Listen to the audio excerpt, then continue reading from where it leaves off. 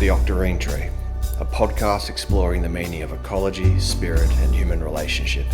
From southwestern Australia, I'm your host, Byron Joel.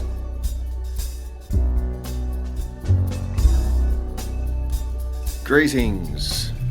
Welcome back to the Octarine Tree podcast, episode something.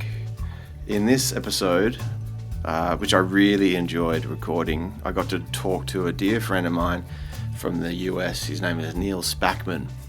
Now, Neal is best known for his curating of a project, the Baydha Project in Saudi Arabia, in which he was charged with the job of revegetating, rehabilitating, greening a watershed in a hyper-arid environment.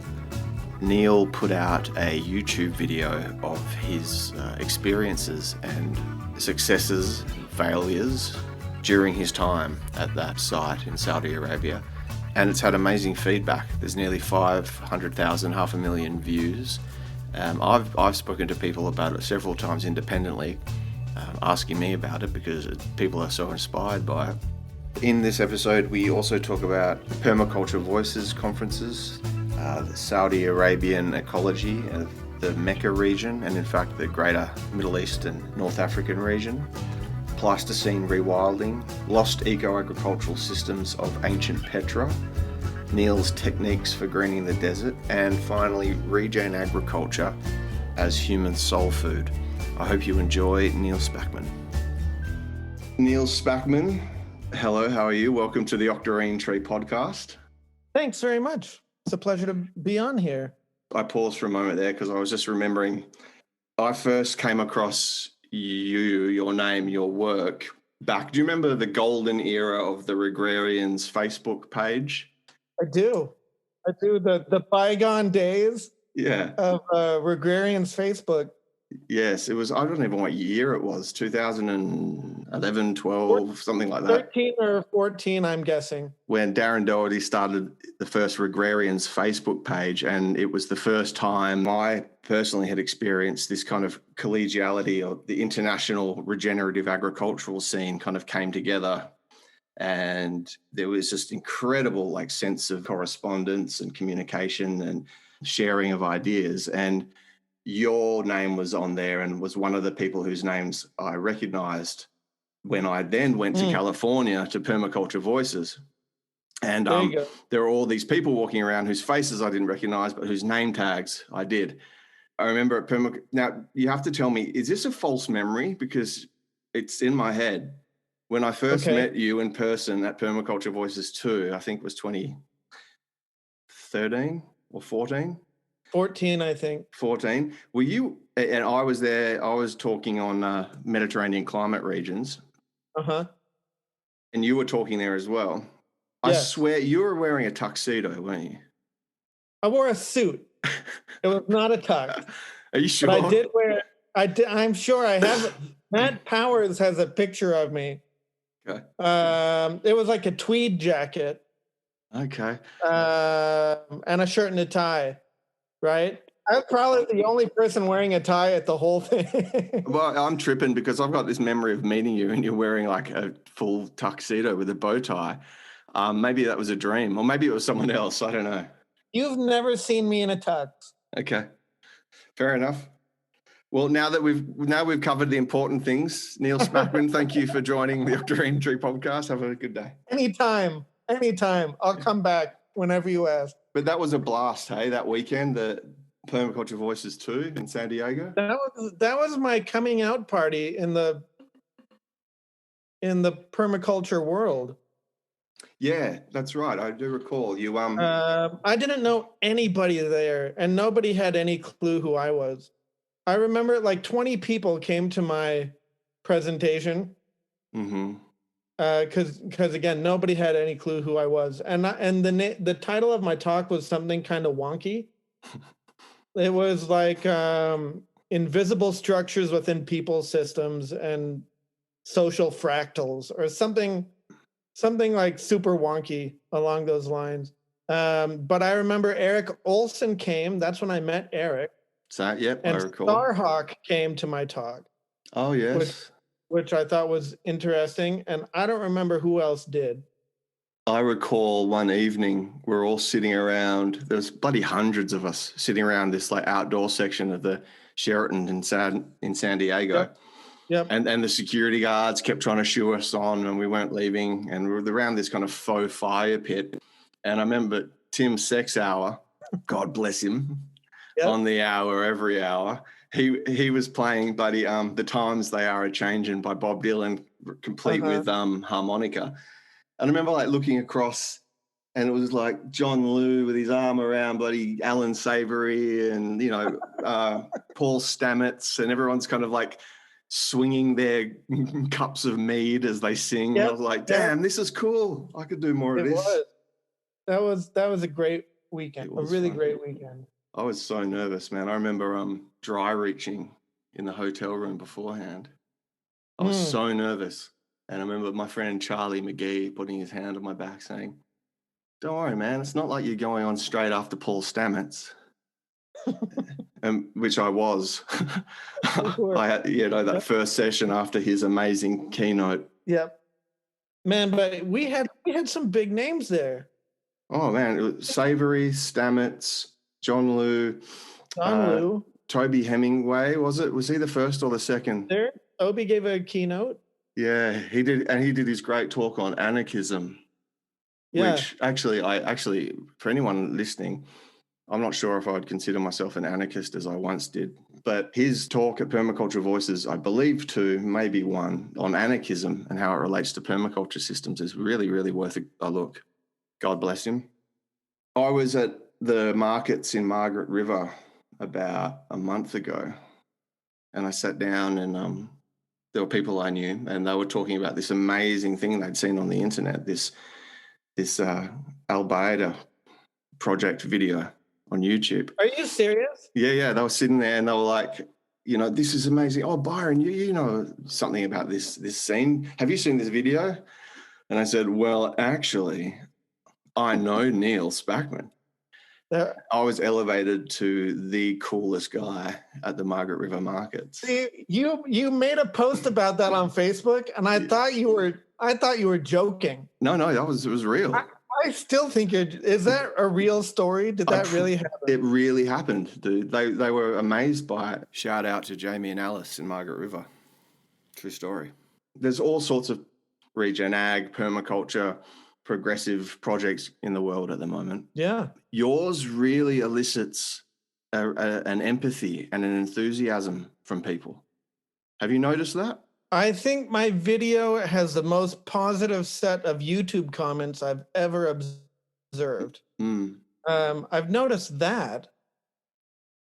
But I don't, I'm not in on the conversations about it. Right? Usually when someone's talking about it and I'm there, I'm the one talking about it. Right. And so it's not, but I mean, we've had 500,000 views since I released it in July or August, and I'm not a video maker, right? It's very amateurish if you watch it. But I think it's a very compelling story. And I think the decisions that we made were the right decisions, and it gave results that I think are quite overwhelming. They're certainly overwhelming to me when I take a moment to think about it and to reflect. But it was starting out on that was a massive transition for me because I was not an ecologist by any means, right? I was not trained as an ecologist. And I got into it kind of as let's see if we can do this or not. Like I wasn't hired because I knew what I was doing. I was hired because I knew the culture and I knew the language and I was comfortable going and being with the people. I'd like to get into that. So for everyone listening, this will be in the show notes. We're discussing Neal's project in Saudi Arabia at Baydha. Is that pronounced correctly? How do you pronounce it? Baydha. Baydha. Yep. Okay, cool. So take us back. Okay, give us short to medium version of how you actually arrived there in Saudi. I was at the time working as a media analyst. I would read newspapers and watch news shows out of the Middle East and write reports on current events. And then that would go to clients of the group I was with, and almost all of whom were US government, right? Those reports would go to the State Department and to DOD, and to other areas where, so we would essentially be the current events interpreter for the US government. That's essentially what we were. And I hated that job. And it sounds kind of sexy, but I hated sitting in an office 8 hours a day. And I had developed a real passion for sustainability, particularly as it related to food systems and the built environment. So I would read in my spare time about that stuff. Like that's what I wanted to do. So you were passionate, but you weren't involved in that sector? Not in any sense of the word. You know, my experience with plants was that we had kept a fairly large garden growing up as a family. My grandpa had fed his family mostly by duck hunting, and so we had a tradition of that. Whereabouts? He raised his family in southern Alberta. Right. Canada. Right. My parents were both from southern Alberta. Small town kids who moved to the States and ended up in Minnesota, which is where I grew up. And I was a doctor's kid, right? So, and fit the stereotypes of a doctor's kid fairly well, for positive and negative. And so I was passionate about it. I studied it in my spare time. I learned about it. And I was actually preparing to quit that job and go apprentice with Yanto Evans at the Cobb Cottage Company in Southern Oregon. Mm-hmm. Yes, I know of them. Yeah, Yanto Evans is kind of the grandfather of Cobb building in the United States. And I actually don't know if he's still alive. I haven't kept up. But he was quite old in 2009 when I was prepping to do this, but we'd had a number of phone conversations. And I was just saving up enough money so we could quit and I could go learn to be a natural builder. Right. And he did a lot of permaculture too. I think he actually developed some landrace lima beans for Southern Oregon and a couple other things. But that's where I was. And my neighbor, who we would babysit each other's kids, my neighbor at one point in early 2010, she said, "Hey, I'm part of a group that's launching a project to build a green village in Saudi Arabia. Are you interested in learning more about that and potentially being involved?" And I said, "Sure." And she gave me a bit of a rundown, and she was kind of looking for advice.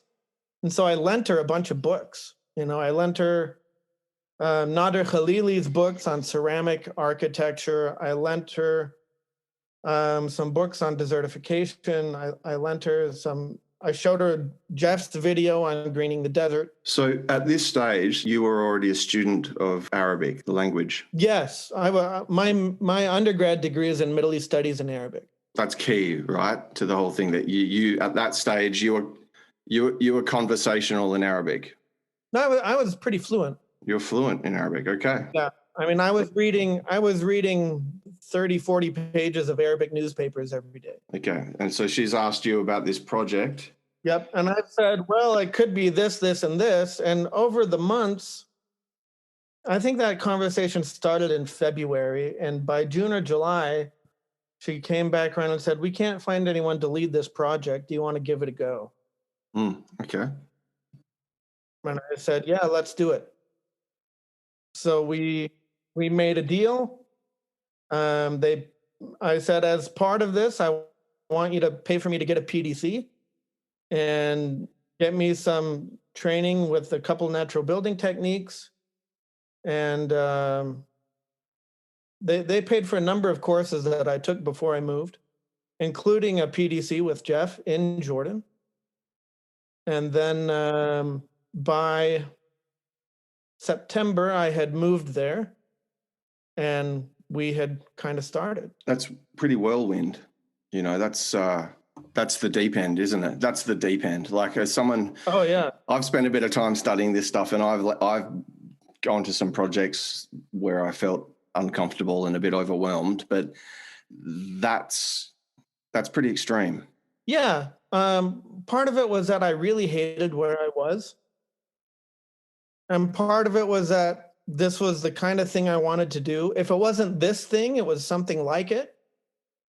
But this was a chance for me to pivot in a way that I'd still have a bit of financial security with my family. And it was also just the chance of an adventure, you know? And so, but all those factors kind of merged together to form let's go for it. Well, I'm very glad you took that leap. So then you find yourself in Saudi Arabia in the September of that year. Yep, 2010. I moved to Saudi Arabia. Okay. Can you describe your feelings as you arrived at the site? Do you remember the first time you pulled up? I do. Well, so Jeff and I actually picked the site together. Right? I had requested that we bring on Jeff as a consultant for 2 weeks after the PDC to kind of help get things going and just to soak up as much from him as I could. And so we evaluated a number of sites. He kind of gave us some criteria of what we were looking for. And when we first went onto the site that became the site, you know, it was small enough that it was manageable, but big enough that it was, you know, compelling, and replicable. And I was excited. That my first feelings of being on site, I was giddy and excited. Cool. Because I thought, well, this is going to be a real thing, and we are going to do this. Yeah, great. You know, the negative feelings came later. Oh, I'm sure it was a whirlwind. I'm sure it was a roller coaster, dude. It absolutely was. But I was excited to be doing the kind of work that I dreamed about. Excited that my skill set that I already had was contributing to it. Yeah. Excited to explore and to experiment and to trial and to really see, is this stuff real or not? Can you describe the site? Yeah, it's about 50% mountainous granite. Not very tall mountains. I think we had 150 meters of elevation gain, 150, 200 meters. But it was enclosed, so the site had kind of 2 wadis, 2 arroyos that met downhill in the middle of the site, and so we had an entire watershed, but on a small scale, and it's extremely arid. The mountains are almost all exposed rock, very fractured geology, right? Lots of fissures and fractures in there. I wanted it to be sandstone, but there's no sandstone down in that area. That was inconsiderate of them. It was, wasn't it? Sandstone would have been. Can I have this in sandstone? In so many other ways. But so about half mountains, and then about half floodplain, very gradual slope, with a smattering of trees in the floodplain and a handful in the mountains that were the first day we went to that site, we saw some kids cutting down trees, right? People were chainsawing the trees down as we started. Yeah. And indicative. Yeah, exactly. It was across the street from where I was going to stay. I had a bedroom at the local magistrate's office. And once upon a time, that kind of practice, the cutting down of trees willy-nilly, that would have been curtailed or restricted to a degree by their traditional land management system. Is it HEMA? HIMA. Yeah. Do you know the nuts and bolts of how that system worked? Yes, I do. Could you give us, like, you don't have to go super deep into it, but in general, yeah.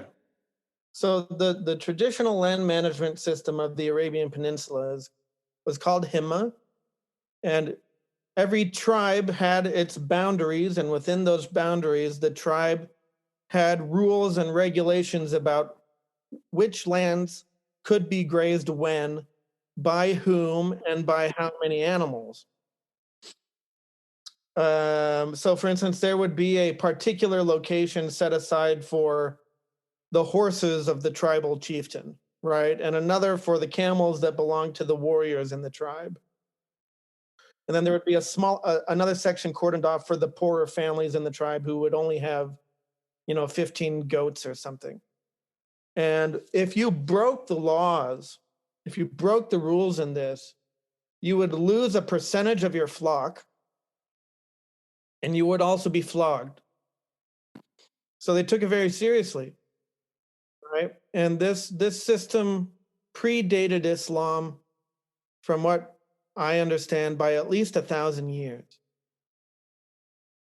And so for multiple thousands of years, this system preserved the fertility of the Arabian Peninsula. Until when? Until the 1940s and 1950s. And that's when there was this pan-Arab nationalist movement going around the Middle East. Nasserism coming out of Egypt, and a lot of also nation building and nation state establishment, where the rulers tried to move beyond basic tribalism. And as part of that, they disregarded traditional tribal boundaries and just said all the land belongs to the monarchy or all the land belongs to the state. To the detriment of the ecology, which is mirrored around the world in different forms. The interruption Absolutely. Of these traditional custodianships and practices is the end of the war. Post-war, there was a big shift around the world, sociopolitically, and before that, you'd probably point to the Industrial Revolution. That's right. You've got all these interruptions to these traditional land management systems, which we would do very well as a species to go back to and at least study as templates for something new.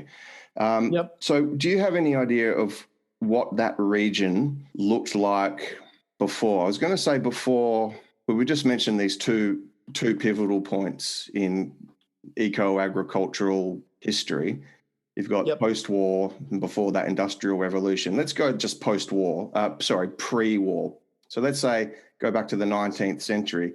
Do you have any idea what this region you're in now? It's the Mecca region, right?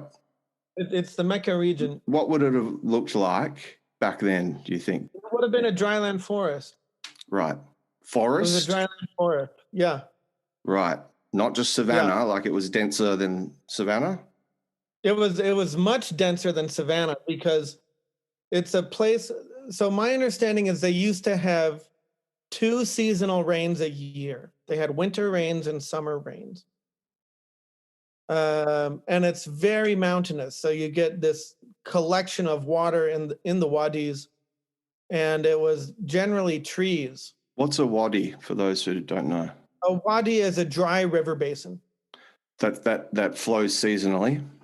That flows seasonally, yep. That floods with every rainfall, more or less. And they're quite common throughout the MENA region, aren't they? The dry tropical deserts? Yes, yeah, that's accurate. I mean, it's not monsoonal in a lot of it, but that's accurate.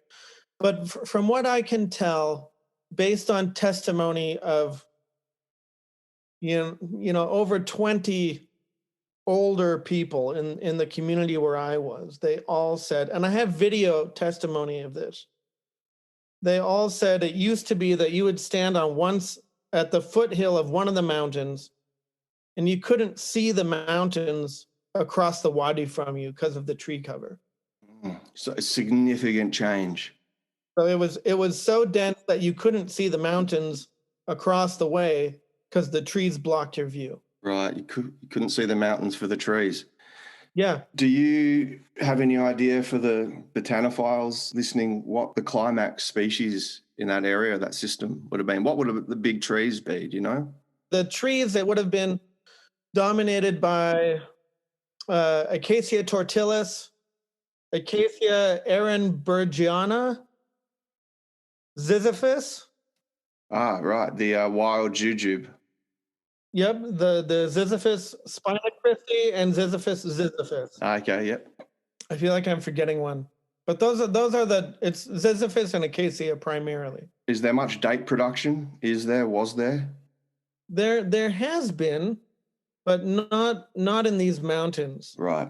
Not in the mountains per se. More of an oasis system than a mountain or a wadi system. Exactly. And leopard. Yeah, that would have been the apex predator, was the Arabian leopard. Now are there still leopard in the region? They're extremely endangered. Yeah. But there are wild dogs that the people kill and they'll like hang up outside their house as a trophy. Right. They hate the dogs, right? Because they kill their sheep and their goats, but they won't kill the leopards on purpose. Interesting. Because they recognize it as something that ought to be preserved. Okay. They respect it. At least in my anecdotal experience with the tribes there. There was one guy who accidentally poisoned a leopard. He put out poison in a sheep carcass because he thought it was dogs that were attacking the sheep, and he accidentally poisoned a leopard, and everyone was super sad about it. Like there was serious sadness in the region over this dead leopard. Wow. And I think he actually went to prison for it, even though it wasn't intentional. I find the Paleolithic Pleistocene ecology of Eurasia fascinating because it so resembles the last remaining refuge of megafauna on the planet, being Africa. Once upon a time, Eurasia was home to lion, leopard, all sorts of stuff. I mean, that Pleistocene rewilding discussion is incredible. We don't quite have time to go into it now. Are you aware of any sites in the MENA region, the Middle East, North African region, that still resembles a pre-industrial era state of ecology, whether human managed or otherwise? Like, are there any go-to sites? If one was interested in going around the MENA region to make a study of these, are you aware of any? I'm not. I'd be very skeptical that one exists. But there are a number of nature reserves where they have tried to, preserve things like the ibex and the oryx and the leopard. Actually, there's one that's east of the mountains we were working in. That's the second largest fenced area on Earth. And it's an ibex and an oryx reserve. But even there, even though it is so large, they've had animals dying off because they couldn't migrate out of there. They couldn't migrate out to chase the water, and so they've had animals die of drought. Even and it's a massive area, right? So I think in that region, there's been people for so long. Forever, ostensibly. Exactly. Ostensibly for as long as there have been people. As long as there have been people. And so I think you'd be hard-pressed to find an area that hasn't been dramatically altered by people in very significant ways. Every time you see a documentary series on ancient Egypt or the ancient Mesopotamian civilizations, Sumer, what have you, it's always set in the desert. Yep. You don't get civilizations like those without the capacity to grow some food, some excess calories, right? Now, and those areas have not always been desert. I mean, Mesopotamia in the Fertile Crescent was named that for a good reason. The Egyptians, they had the Nile. I mean, that was a whole different system. I mean, what a system. The greatest system on Earth. It's absolutely incredible. I've always wanted to have a documentary showing that that's not the case, and how much the landscape has changed, whether at the hands of humans or otherwise, because like North Africa was forested.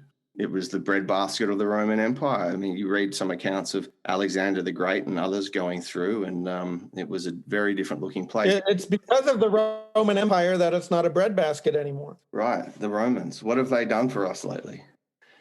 You know, just desertified North Africa. Yeah, for a start. Yeah. So some of the work at Baydha was based on, you've said, Incan and Nabatean systems. You visited Petra in Jordan, which was the home of the Nabatean culture. Yep. What did you take from that experience in terms of, your eco-agricultural design mind? And no, not just that, broader in general. What was your takeaway from your trip to Petra? And for those who don't know, Petra is the ancient, now deserted city in Jordan. Anyone who's seen Indiana Jones and The Last Crusade, would recognize the facade of this structure carved directly into the cliff rock. Sandstone cliff. See, they got sandstone. They got lucky with the sandstone. You could have you could have built your own Petra if they had just given you a sandstone site.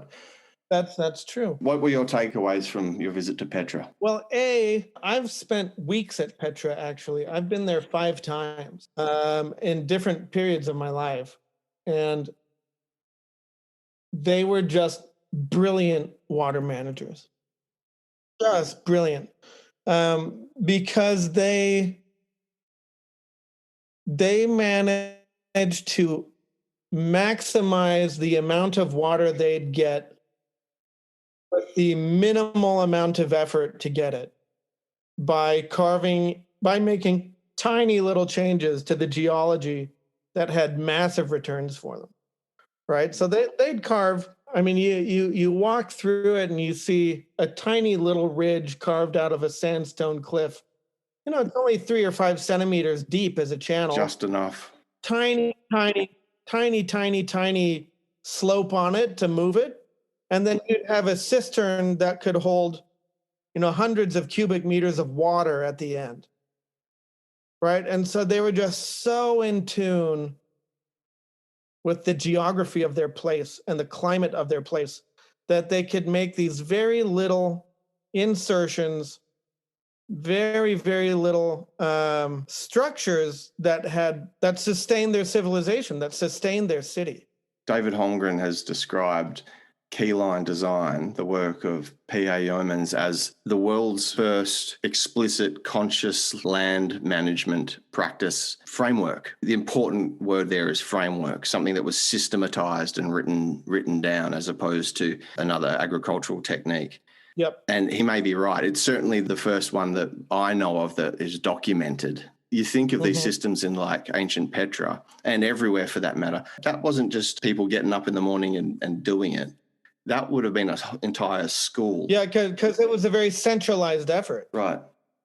It was because it had to be coordinated with everybody and it else. would have had its masters and its apprentices and its own language and nomenclature. In all likelihood. Yeah, in all likelihood. And so I think in some ways, Keyline really does codify what you see at Petra. Right.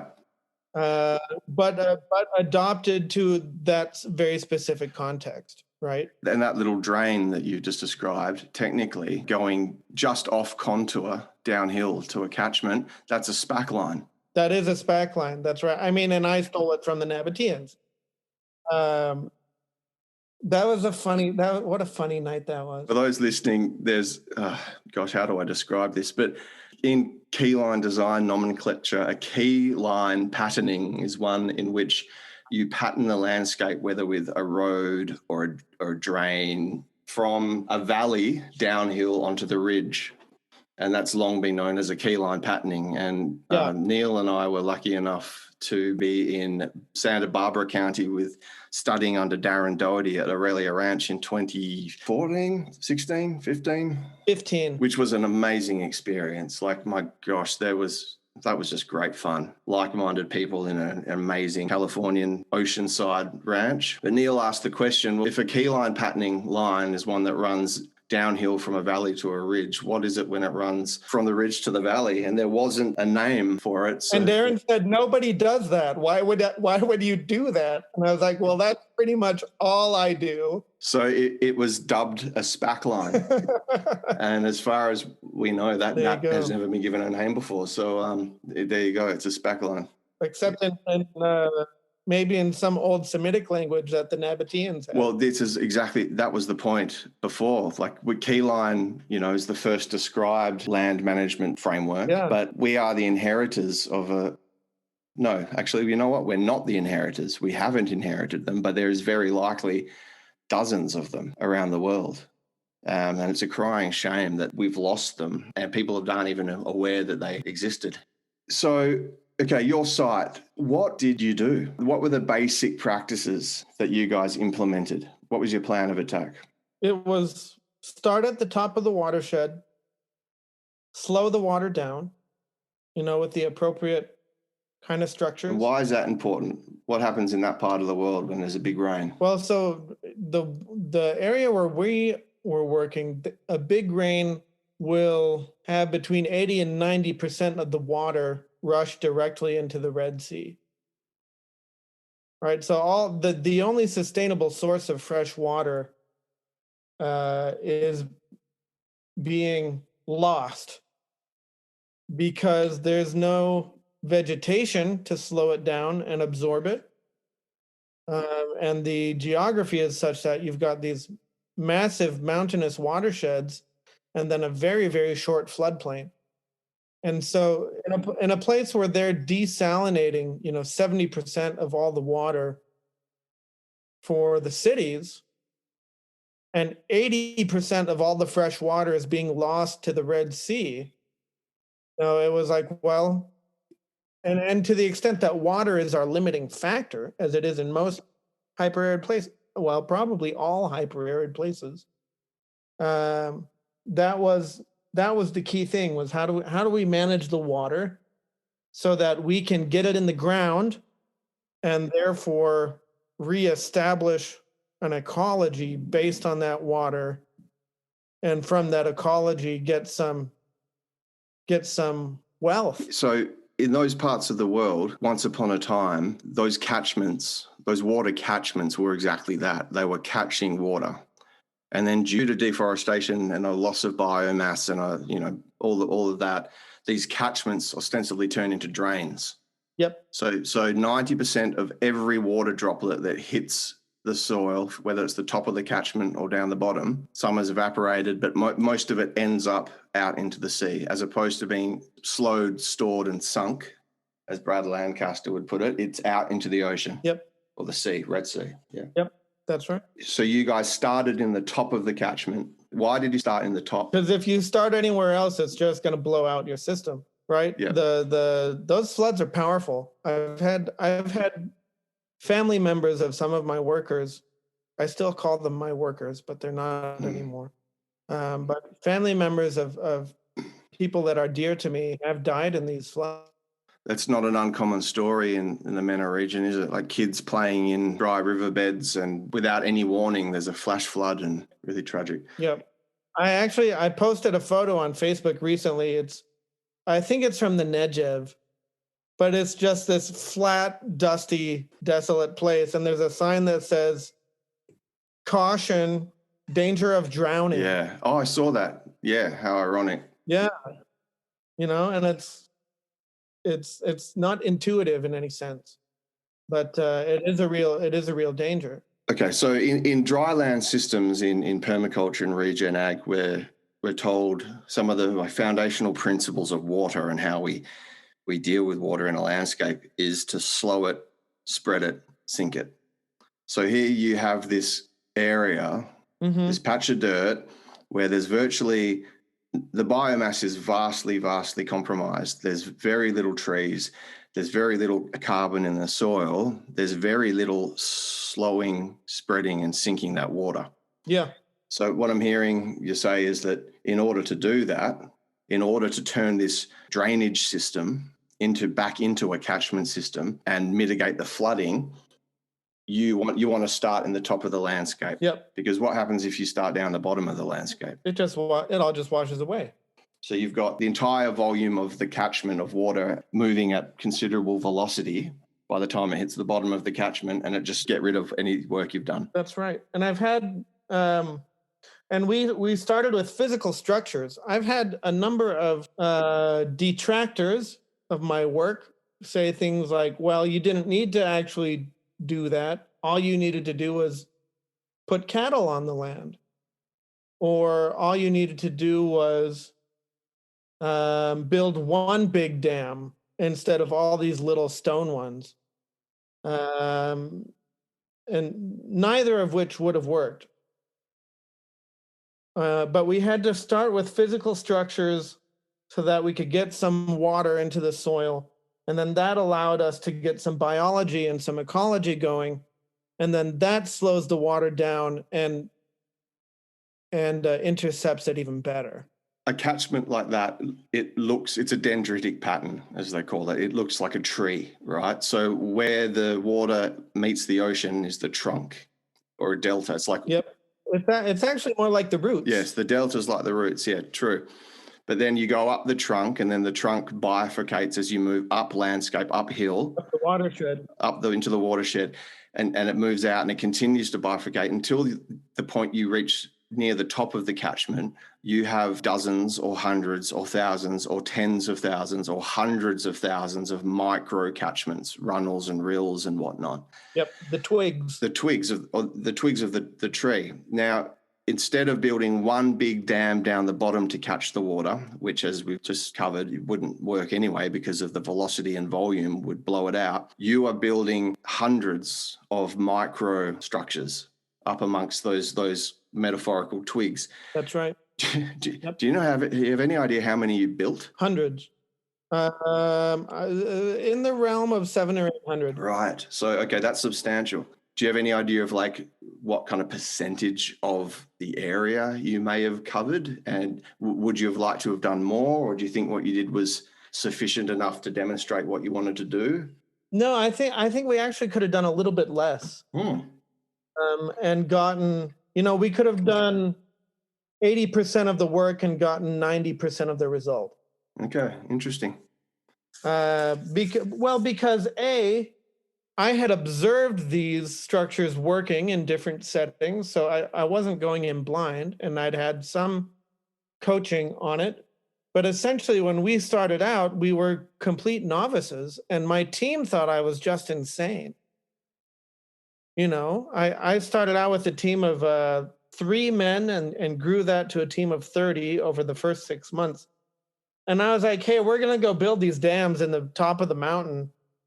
And they're like, well, that's crazy, but we'll do it because you're giving us a paycheck, and so the quality of our work improved over time, as did our knowledge and understanding. I mean, we had a number of structures that were blown out in the first rainfall 4 months after we started. Even way up high in the catchment. Yeah. Wow, okay. Which surprised me, but it's feedback. It's feedback from Mother Nature saying, nope, you're not doing it right. And so every time it rained, we would go around and check up on things and see what happened. And so the stuff we were doing in 2014 was dramatically better than the stuff we were doing in 2011. And so there was a learning curve there and thousands of mistakes made along the way. Good. Great. That's what you were there for. Yeah, exactly. Right. That's part of the process. Yeah. And when I watch that video, I can look at that landscape and I can see those mistakes.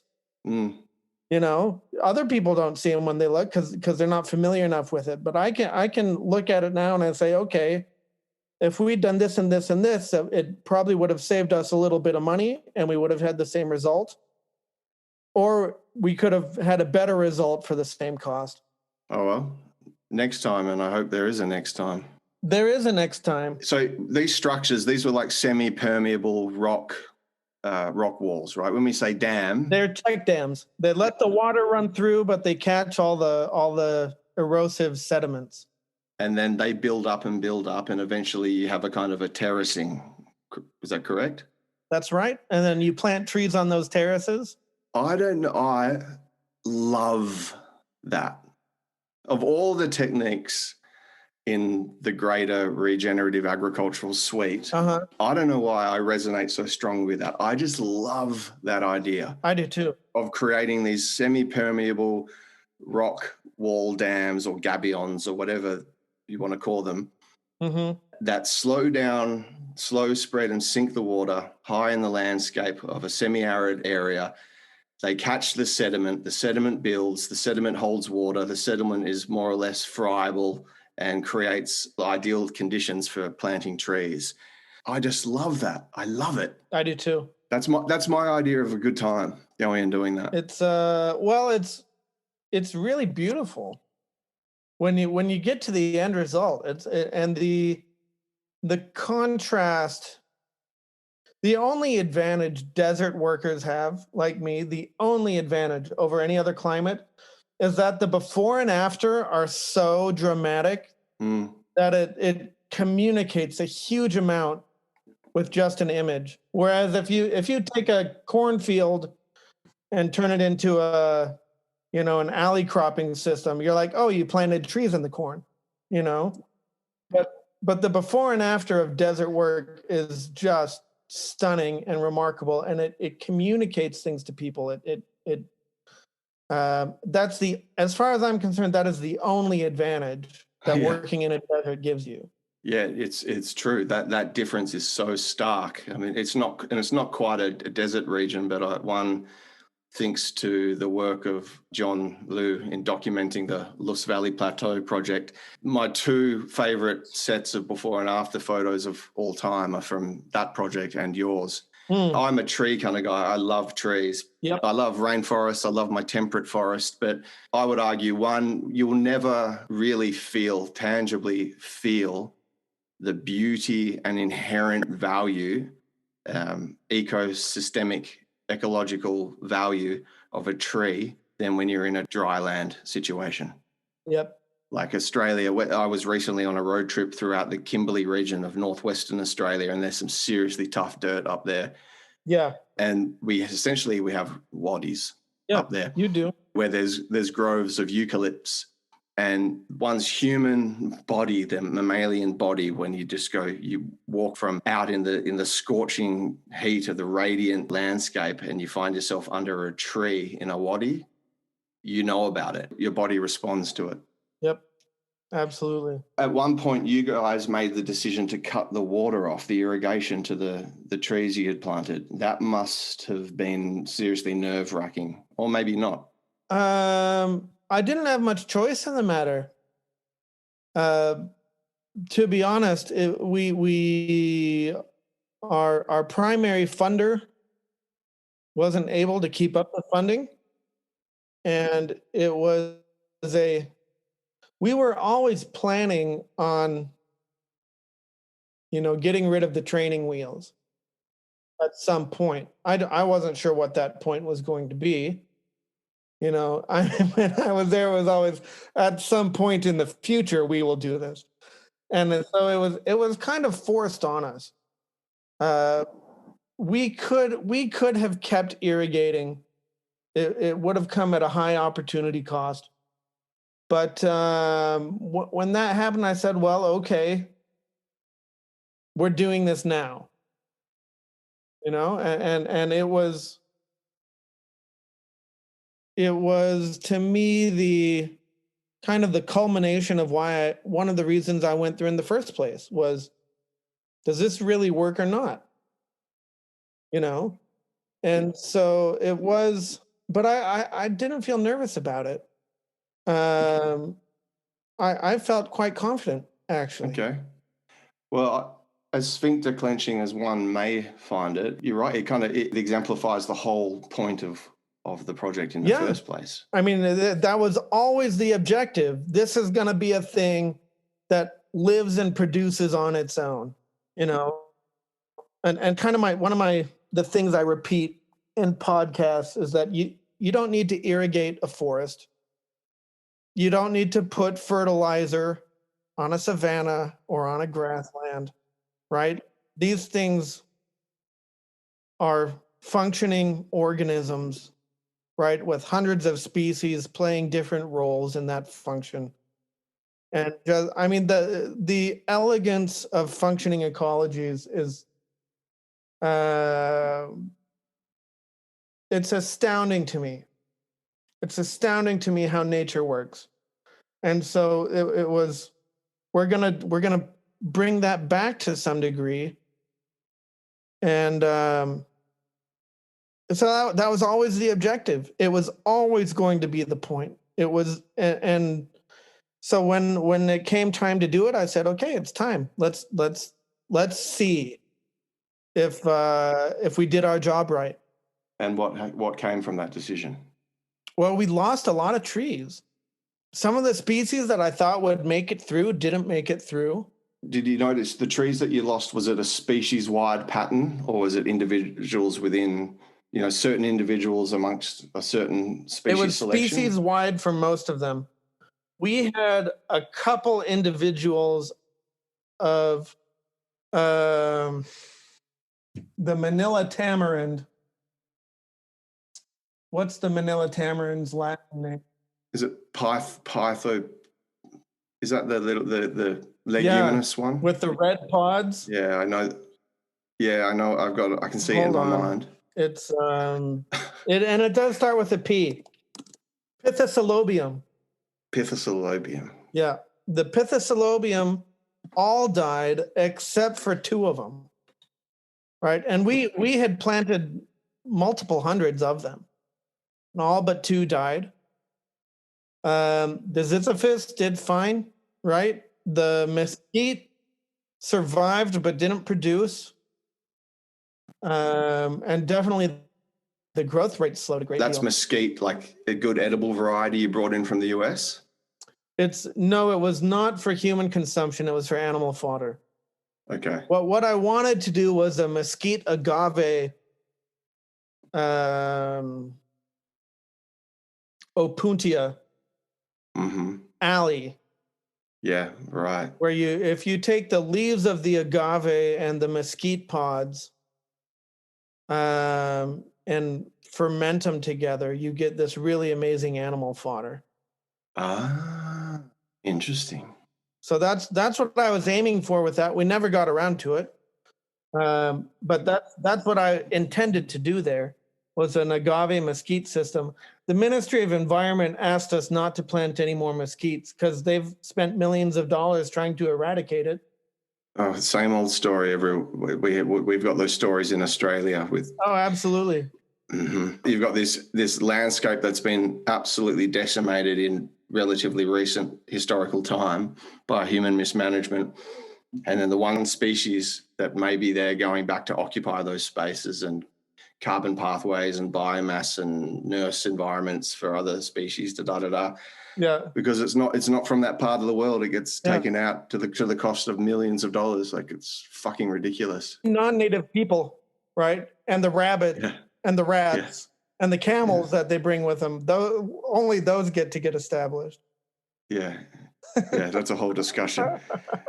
So has there been anything resembling like an ecological survey of how it stands now?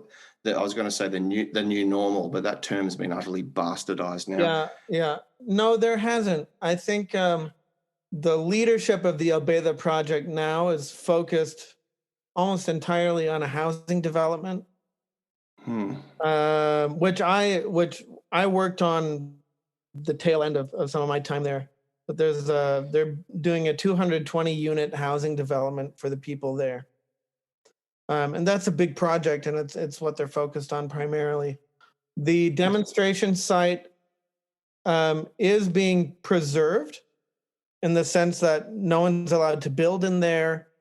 They're not really messing with it. So it's continuing to grow ecologically. But to do an actual official study would require an allocation of resources that they don't want to allocate. Right. I find that quite disappointing that the Saudi government can't afford something that simple. It's not the Saudi government, right? It's not a government-funded thing. That was a privately funded project. Right. But there was recognition from the state, was there not? Well, we won an award from Mecca Governorate for, what did they call it? Something like excellence in sustainable development or something along those lines. So we did win an award that the governor of the province gave us, but there was never a ministry that actually allocated funds to help us out, right? And that may change in the future, but for my tenure on that project, it was all privately funded by members of the royal family. And that may seem like an odd convergence, because like, well, they're the royal family, can't they get the government to do stuff? But that was not how they wanted to do things. Okay. And do you long to return and have a look around and say hello to your friends back there? So I was there. It's February now. I was there in October. Right. Okay. I was there in October. What was that experience like? It was really great. I mean, they hadn't had rain for 9 months, right? So it's still very subject to the same wet, dry patterns. Like it's not like you drive in and it's welcome to Jurassic Park and here's all the, the palm fronds and the milk and honey.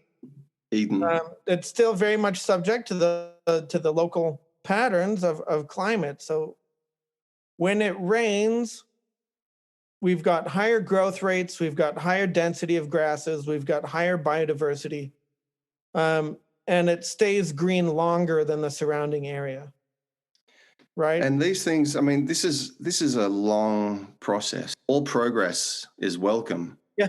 But I mean, one can't be under the illusion that you're going to click your fingers and suddenly you put a hammock up and you'll be in danger of falling food. Yeah. Like this is a generation-long process, right? Well, we're dealing with 70 years of desertification, and we managed to reverse it in 8 or 9 years. Right. I think that's pretty stellar. I think that's amazing. That is amazing. And the message, and you highlight this in the video that you made, the positive impact that Homo sapiens can have upon the landscape if we just apply regenerative principles is perhaps the most valuable thing that one can take away from your work. Yep. And your work is such a shining example of. And I think that's my main takeaway. We can be stewards. We don't have to be this destructive, all-consuming species. We can be stewards. And a lot of people don't even think of it. No. Not even a thought for most people. Yeah, it's incredible the amount of airtime and energy that has gone into advertising how bad we are. Oh yeah. It's actually, it drives me fucking nuts now. Like, yes. I mean, it is warranted. No, I agree. Like, yes. We are definitely making a mess of things. We are. I understand. I do. I appreciate that. I'm just really ready now for the misanthropic tone to shift towards one of practical remedying and positivity. Personally, I've been in this game long enough now to know that, and this might sound really arrogant, and it's not that we absolutely know everything we need to do, but we know what at least we should be trying to do. We've got a fairly good idea now of how to regenerate landscapes in terms of just the nuts and bolts application. The social side of things, the political will and the economics is a bit trickier. Mm-hmm. But the nuts and bolts physical application of, landscape remediation practices and holistic management, intentional rotational grazing, reforestry, da-da-da-da-da. Yep. We've got a really good idea now. It's kind of just political and social will. Well, there you go. This is a question I asked Darren Doherty, and I'll put it to you. Okay. If you were emperor, and this is a, wave the magic wand and get done whatever you want. Yeah. What would you do to kind of heal this gap and reconnect people to country and a sense of meaningful connection to landscape and the application of regenerative principles. I've got a magic wand, or I've just got absolute power. Let's call it absolute power. You're a green dictator. And I should quickly just jump in here and say that I do not advocate totalitarian regimes, greenwashed or otherwise. Well, no, because I wanted to understand, is this like wave a magic wand and change human nature and fusion powers here all of a sudden, or is it a policy question? Policy. Let's call it policy. Not quite magic wand. Okay. Actually, this is a really easy question. Put a price on all ecological services. Right. The fundamental issue is that we are amortizing Mother Earth and failing to account for it. Externalities. Right? And to say, well, that gets priced out sometimes, but what if, and this is kind of coming with carbon pricing and farmers getting paid to put carbon back in the ground. But think about, let's take Iowa.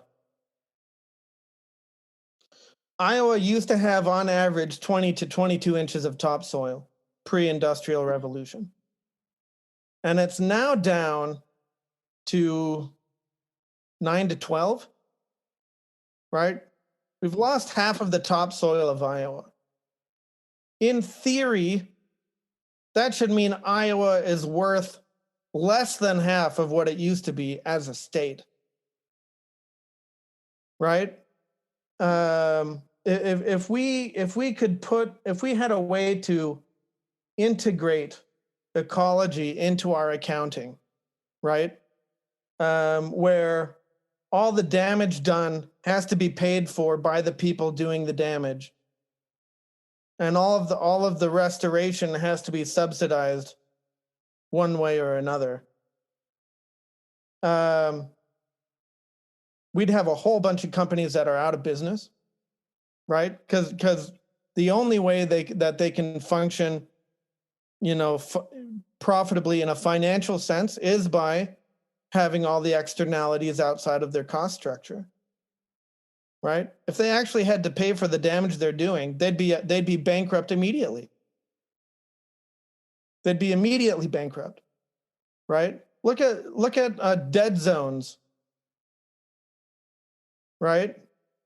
If the farmers in the Mississippi watershed, right, or if the agrochemical companies that sell them products had to pay for all the damage done just in the dead zones in the Gulf of Mexico, they'd be out of business.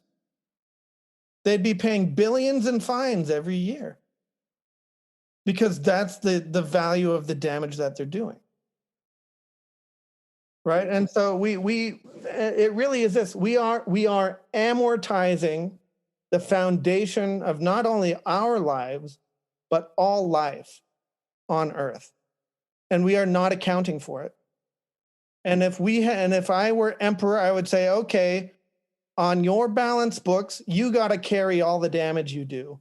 I can't speak to like multinational global corporations. Yeah. But in terms of individuals, landowners, even communities, most of them, farmers, what have you, most of them would love the idea of transitioning to a regenerative management system, however that looks, away from a degenerative system and towards a regenerative system. It's that transition that they're unsure of. Yep.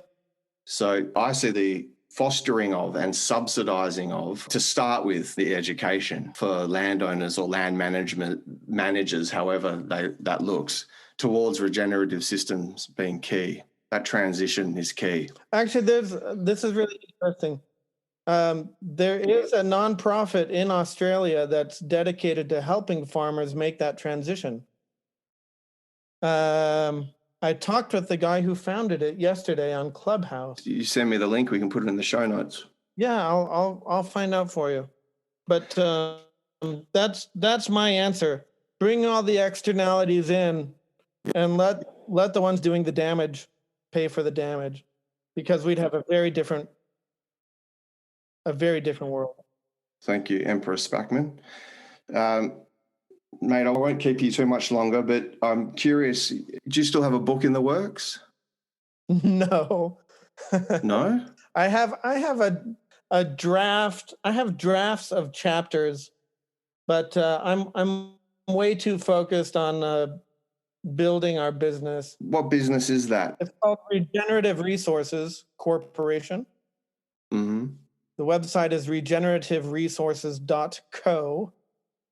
And we are focused on transforming degraded coastal landscapes into mangrove agroforestries.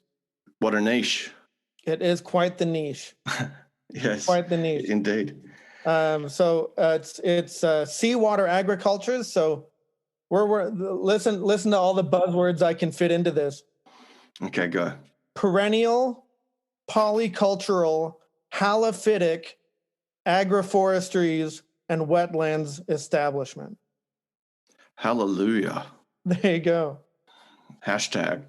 I will be sure to put that in the show notes. My final question for you is, well, it's not a question, it's a statement. It's a demand. I want in. I want to play with this stuff. I find this the most, like I said before, I've been playing this game for a while and I've got my thumb fairly square on the pulse of what's going on around the world. And your work, I find, is some of the most inspiring. I want to be building desert gabion systems with you in some dry land environment sometime. That sounds like a really good idea. You're in the right place. Let's get those mining families on the phone. It's funny you say that. We'll have this conversation later. I mean that satirically, but I mean it's ironic to me that it was one of the largest oil producing countries that funded my initial project, right? It was taking what was primarily oil money and using it to grow forests. In my experience, this current generation of mining dynasty families in Australia that I've had quite a bit to do with them, the current generation are actually well aware of the legacy. Yeah. They're well aware of where their resources have come from, the more often than not deleterious effects it's had upon the landscape and the people attached to the landscapes. And they're ready, willing and able to do something about it, but just figuring out how to do it. Now, that's not always the case. There's still some seriously compromised individuals with their hands on the wheel. But there is hope. And I think Australia, there are untold countless square kilometres of land that could use a dose of Neal Spackman's touch, Midas touch. No, but I'm serious. We could grow hundreds of thousands of hectares of mangrove forests. Yeah. In a way that gives people jobs. I don't know that we can quite do Australia yet because the cost of labor is so high and we don't quite have the AI and software systems ready to go to Australia. But once we do, it's there and we can do it.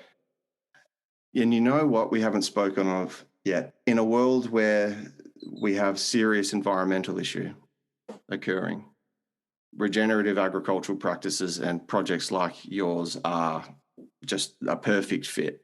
It is. They can wipe their own nose and be not just economically viable, but profitable. But you know, the other thing that they do that I find really important, and come to think of it, it was the very purpose really of this podcast. It's the soul food, the human, the meaning, man. Like people getting up in the morning, that people are so hungry for a meaningful vocation. Oh yeah. Right. People, I've seen it with my own eyes when I've been woofer coordinator on permaculture properties.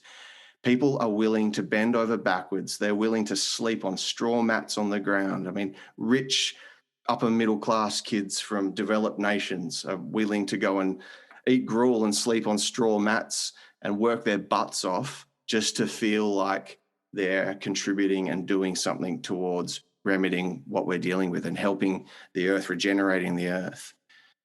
Yep. Yeah, I Yep. find that really exciting. I'm one of those kids. I'm one of those kids too. I did it myself. Yeah. All right. Yeah. Neal Spackman, thank you for joining us, mate. It's been a bloody pleasure. And I find your work seriously inspiring. Thanks, Byron. Let's grow some forests. Let's grow some forests out there. Let's do it. You're being summoned by the kids, I think. So it's probably time to wrap it up. Yep. That's right. Thanks, Byron. You're welcome, mate. Talk to you soon. Thank you. See ya.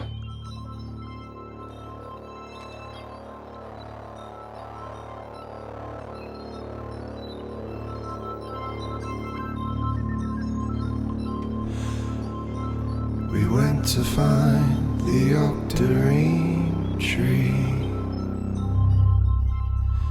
for legends claimed it healed one's mind. So off we pressed into the night, with naught but guesses as our guide. And though we drifted without sight, somehow we seemed to drift toward the light.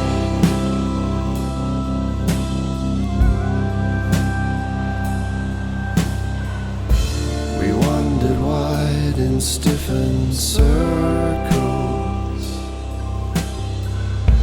with mere glimpses of the path. We learned to carry others' names. We lost a few upon the way. And though our twisting made us tired, a spiral softer than a lie.